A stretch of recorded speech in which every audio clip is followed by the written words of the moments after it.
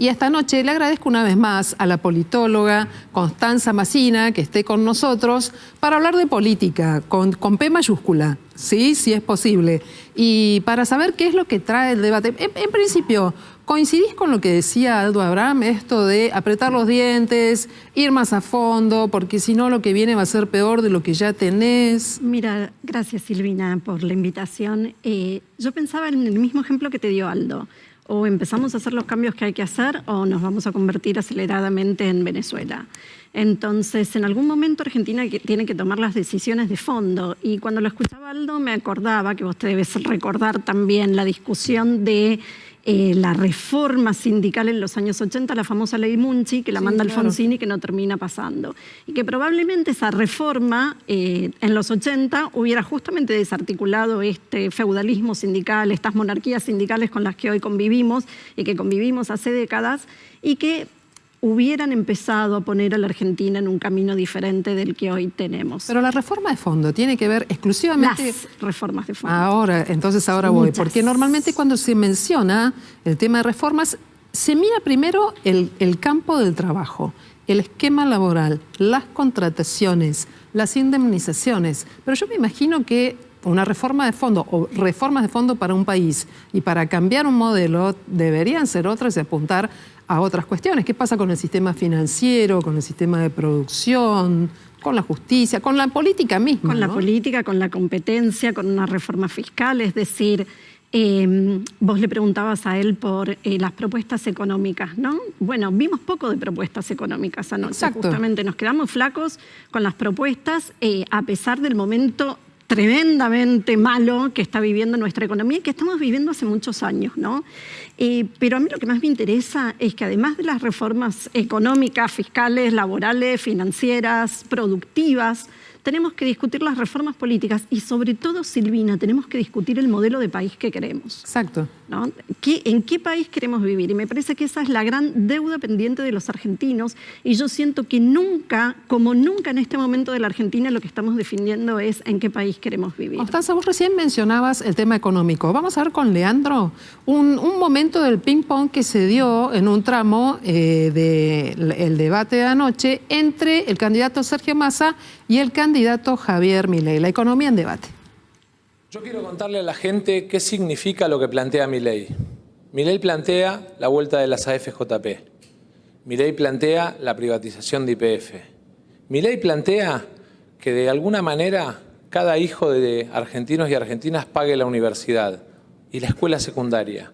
Milei plantea un modelo de dolarización que solo 3 países tienen en el mundo: Zimbabue, El Salvador y Ecuador. Ministro Massa, la verdad que usted causa mucha gracia.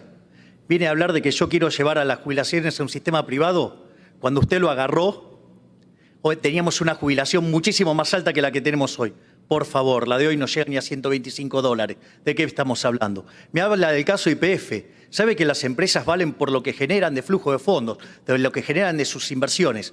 Hoy vale 11 veces menos que cuando la bestia de Kicillof la nacionalizó. Y se habla del equilibrio fiscal. ¿Por qué no me cuenta del desastre fiscal que está haciendo con el Plan Platita? Milei tampoco. Él está solo. Y por eso tranza con lo peor de la política y el sindicalismo mafioso. ¿Con Barrio Nuevo piensa hacer un cambio? De todos los países del mundo, hay muy pocos países que no tienen Banco Central. Si yo le digo cómo se llaman, ustedes ni siquiera saben dónde quedan. Kiribati, Tuvalu y Micronesia. Todos paraísos fiscales. Eso significa que vamos a tener en la Argentina un paraíso fiscal.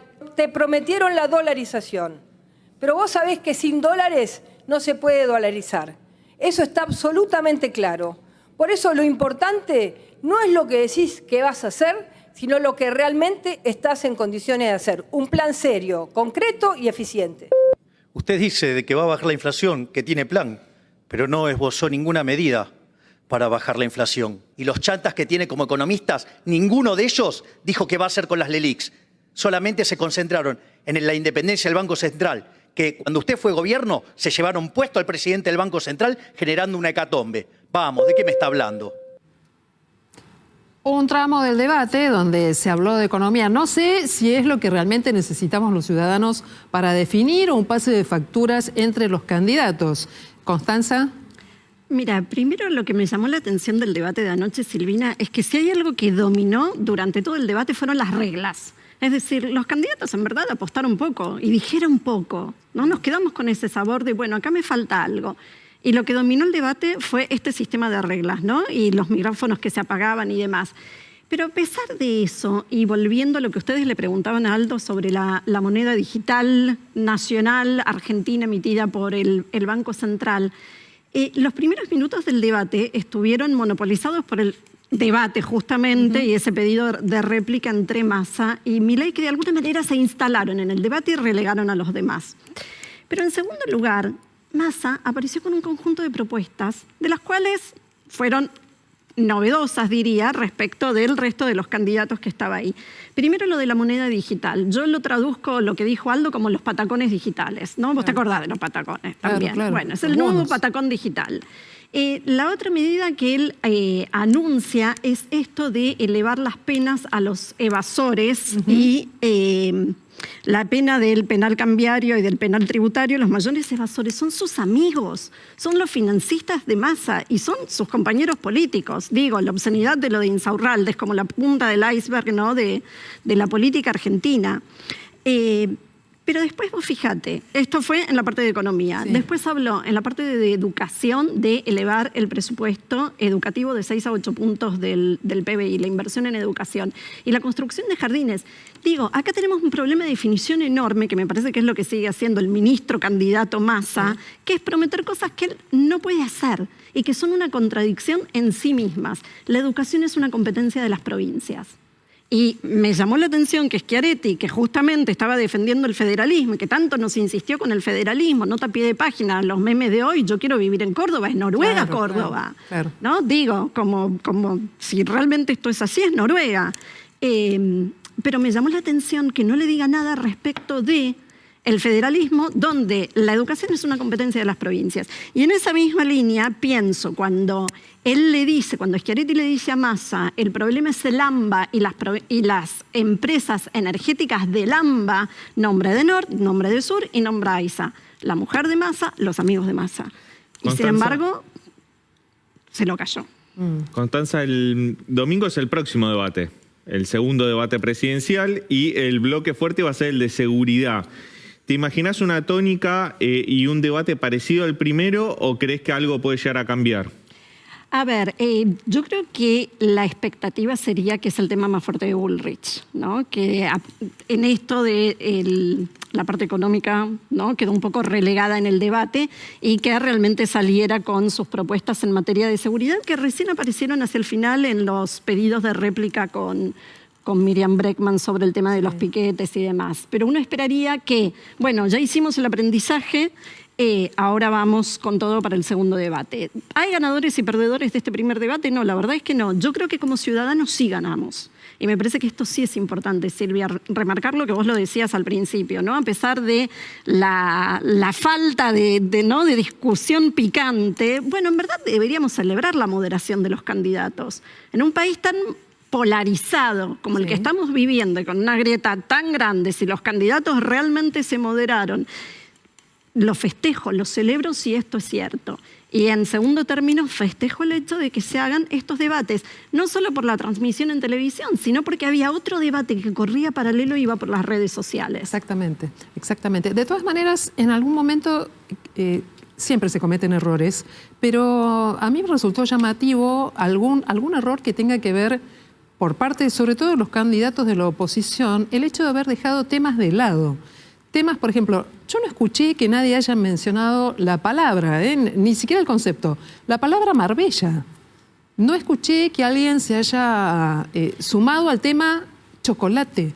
Sí. O cuestiones que tienen que ver con el uso de lo que implica una inflación y la posibilidad del riesgo de entrar a una hiper. Que estos comentarios estuvieran por la galería cuando termina el debate y que no se hayan usado en el momento del cara a cara. Exactamente, que no los hubieran utilizado estratégicamente. Digo, ahí lo tenían a Massa con todas las posibilidades de achacarle este último año de su gobierno, del cual él es parte y es prácticamente el presidente en funciones.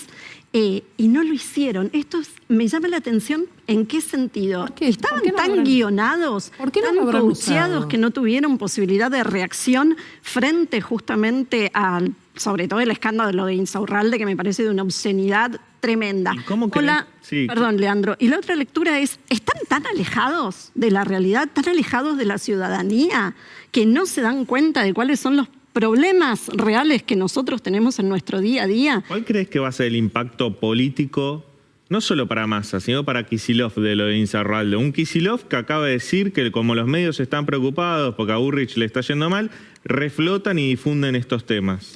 A ver, yo creo que Massa y Kicillof son bastante a prueba de balas, ¿no? Porque nadie esperaría que después de la horrible gestión de Kicillof en la provincia de Buenos Aires hubiera ganado en las PASO en la provincia de Buenos Aires. Y sin embargo, eso fue lo que sucedió. El problema es que tampoco tiene oposición. Si vos preguntás en la provincia de Buenos Aires cuál es, ¿no?, la alternativa a Kicillof, y la verdad es que el gobierno de María Eugenia Vidal tampoco fue bueno. Y de hecho anoche creo que fue Miriam Bregman la que dijo una frase que sonó al final, pero que fue muy interesante. Cuando le dice, vos no te despeinás nunca, le dice, vos co-gobernaste la provincia de Buenos Aires con María Eugenia Vidal.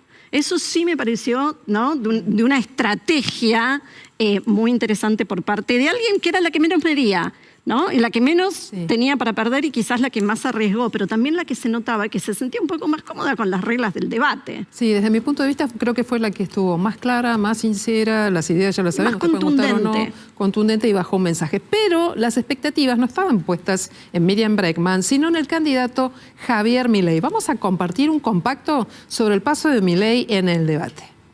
Argentina está en decadencia y por culpa de esta maldita casta política, si seguimos así, en 50 años vamos a ser la villa miseria más grande del mundo. El modelo de la casta parte de una premisa nefasta que dice que donde hay una necesidad nace un derecho. El problema es que las necesidades son infinitas y los derechos alguien los tiene que pagar. Nosotros proponemos hacer una reforma del Estado, bajar drásticamente el gasto público, reducir impuestos, simplificar el sistema tributario, desregular a fondo la economía, hacer privatizaciones para sacarnos las nefastas empresas del Estado de encima, abrir la economía y cerrar el Banco Central. Con este conjunto de reformas, Argentina, en 15 años, podría estar alcanzando niveles de vida similares a los que tiene Italia o Francia. Si me dan 20, Alemania, y si me dan 35, Estados Unidos. El liberalismo es el respeto irrestricto del proyecto de vida del prójimo, basado en el principio de no agresión y en defensa del derecho a la vida, a la libertad y a la propiedad. No hay lugar para esas acusaciones. Por otra parte, nosotros valoramos la visión de memoria, verdad y justicia.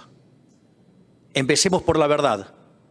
No fueron 30.000 los desaparecidos, son 8.753. Para nosotros durante los 70 hubo una guerra. Y en esa guerra las fuerzas del Estado cometieron excesos. Y por tener el monopolio de la violencia le vale todo el peso de la ley. Pero también los terroristas de Montoneros, los terroristas del ELERT, mataron gente, asesinaron gente, torturaron gente, pusieron bombas, e hicieron un desastre y también cometieron delitos de lesa humanidad. Bueno, tal vez allí tengamos una aproximación al Milei en estado puro, ¿no? A su gestualidad, a su forma de decir. Y hay mucha tela para cortar acá, por dónde empezar, porque la idea de guerra no fueron 30.000. La manera en la que niega el terrorismo de Estado. El terrorismo de Estado no es una casualidad, no es una burbuja, forma parte de lo que es la investigación judicial en la Argentina, el proceso de condenas, pero el concepto de guerra y nunca terrorismo de Estado, tal vez no sé si impacta popularmente, pero para el marco de las instituciones es una cuestión delicada, ¿verdad? Sí. Volver a los 70 de la peor manera posible. Bueno, es que lo que Milei en este punto está diciendo es retoma el discurso de los otros candidatos, el discurso de Bregman, pero también del kirchnerismo durante décadas, donde seguimos viviendo y discutiendo los años 70. Entonces vos fíjate que ninguno de estos candidatos me dijo cómo nos vamos a insertar en el mundo del siglo XXI. Claro. ¿No? Seguimos repitiendo las discusiones. De hecho, fíjate, yo hace 2 minutos te hablaba de educación, Silvina. Sí, claro. Educación, ¿y cómo me definió la educación Bullrich? Las escuelas de Sarmiento. Yo quiero que me diga las escuelas del siglo XXI. O sea, respeto el proyecto de Sarmiento en el siglo XIX, pero ¿cuál es el proyecto para el siglo XXI? Ninguno de los candidatos me dijo qué vamos a hacer. Y lo que ahí nos queda pendiente es la profunda reforma política que tenemos que hacer. Hay un texto, viste que yo siempre te cito algún texto, hay un texto que a mí me gusta mucho que se llama Cómo mueren las democracias. Y en Cómo mueren las democracias los autores hablan de que los partidos políticos son los guardianes de la democracia. Lo que siento en estas elecciones, en estos últimos años de la política argentina, es que los partidos políticos nos han defraudado como guardianes de la democracia. Tal vez porque están rotos, ya no son partidos, sino que son alianzas de grupos. Bueno, pero justamente estos políticos que debieran ser los guardianes de la democracia, porque justamente nos dijeron que ellos se iban a ocupar y son nuestros representantes, porque a todos ellos los hemos votado en distintas instancias, ¿no? Porque todos ocuparon cargos selectivos públicos en algún momento. Los votamos independientemente de si vos votaste a uno o otro, no importa, pero quiero decir, ya pasaron por esto. Y ahí es donde para mí la clase política tiene una enorme deuda con nosotros como ciudadanos. ¿Yo qué veo de positivo del debate? El 42% de audiencia, que aunque no defina su voto con el debate, estaba atento. Y todos los que lo siguieron por las redes sociales. ¿Y qué me parece? Que el debate no le rindió tributo a esa ciudadanía. Que los políticos no estuvieron a la altura de esa ciudadanía y que hoy la política argentina no está a la altura de lo que este país necesita. La búsqueda de respuestas por parte de la ciudadanía, la definición del voto. Vamos a darle una chance más, a ver si en el capítulo 2 del debate presidencial trae algunas alternativas que sean válidas. Y esa reflexión que queda pendiente sobre por qué la sociedad, por un lado, y parece que los políticos estuvieran caminando por un andarivel paralelo. A ver si sortean ese conflicto que está allí en el medio, ¿no? Sí. Ese divorcio. Sí. Te puedo agregar un dato más, no sé si me queda bueno, dale, antes un de minuto irnos. antes de irnos. Hay un tema de los años 70 que nunca lo terminamos de discutir. Antes del golpe del 76 hubo 2 pedidos de juicio político a Isabel Martínez de Perón. Esos 2 pedidos de juicio político naufragaron, los había pedido la Unión Cívica Radical, naufragaron justamente porque el peronismo no aprobó, viste, uno acusa, el otro juzga, la Cámara de Diputados no aceptó la acusación a María Isabel Martínez de Perón. Y de eso tampoco se ha hecho responsable el peronismo. Quizás esta historia la hubiéramos cerrado, la estaríamos contando de otra manera, si ese capítulo hubiera prosperado con un juicio político y no hubiera terminado en un golpe de Estado. Constanza Massina, politóloga, analista, te agradecemos como siempre decimos aquí, ¿no? La posibilidad de pensar juntos y proyectar algunas cuestiones que nos quedan, en principio, para el domingo que viene. Muchas gracias. A vos.